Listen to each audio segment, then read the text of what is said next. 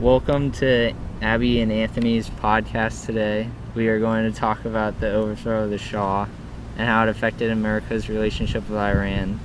Some causes to the overthrow of Muhammad Shah Pahlavi were the Iranian Revolution, westernization in the state, and how these events led to the Iran hostage crisis or takeover of the. Here's a background check on Muhammad Shah. He was the third of 11 children born under his father Reza Shah Pahlavi. Once Muhammad became in power of Iran, he used the revenues from an argument between Iran and Western oil companies to solidify his authority. He maintained the trappings of a constitutional monarchy. He in fact ruled autocratically, relying on Savak, a dreaded. The Iranian Revolution started with the Shah's regime, supported become strictly repressive. Rise in 1978 developed into a state of vagal civil war. In early 1979, popular opposition forced the Shah to leave the country. Hundreds of Shah supporters were tried and executed. Others fled out the country, and the resignation of Shah was reversed.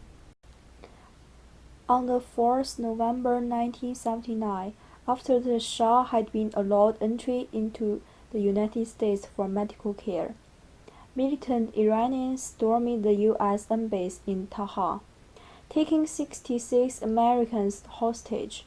The militants demanded that the Shah be turned over to face trial, and that billions of dollars he had took aboard be returned. The war ended with the ceasefire in 1988, cost the two nations an estimated 1 million died and 1.7 million wounded. The Iranian hostage crisis was when a group of Iranian students rioted outside the U.S. Embassy in Tehran, which would lead them to breaking into the embassy and capturing 52 American diplomats. There were originally 58 members working, but 6 workers escaped and ended up staying in the Canadian ambassador's house. The 6 members were stuck in the house from November 4th, 1979 to January 30th, 1980. That's a total of 88 days stuck in the house all day and night. The members couldn't leave the house in fear of Iranian soldiers seeing them and possibly killing them. The escapees escaped from Iran pretending to be Canadian movie workers for a fake film Argo. Tony Mendez was a CIA agent, came up with the idea for the fake film. The members were able to break out of Iran on January 30th and returned home safely.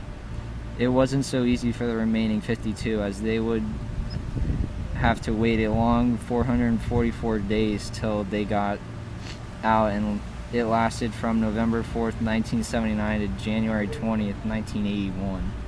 The U.S. tried to retrieve the hostages in Operation Eagle Claw, which failed due to coordination problems between the helicopters and where they would land.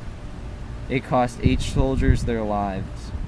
The hostages were released the day Ronald Reagan won his election for presidency. No hostages died.